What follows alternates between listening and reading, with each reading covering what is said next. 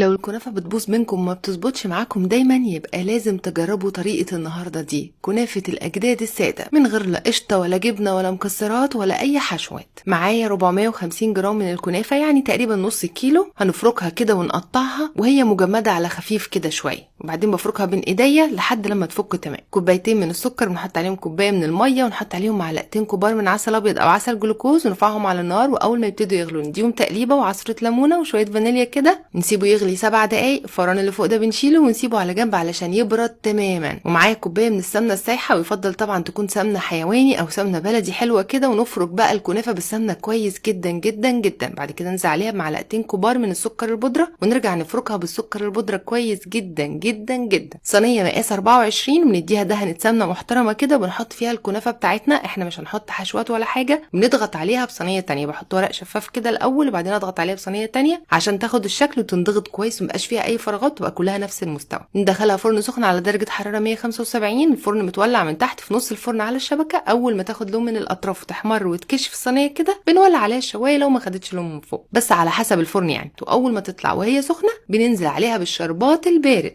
الشربات بارد تماما والكنافه سخنه، يا دوبك تهدى كده وبنقلبها بره الصينيه. شايفين لونها جميل ازاي؟ ده طبعا بيبقى من السكر البودره، ولما بتقعد في الفرن على حراره هاديه تاخد اللون الحلو ده، بتبقى طريه من جوه ومقرمشه من بره.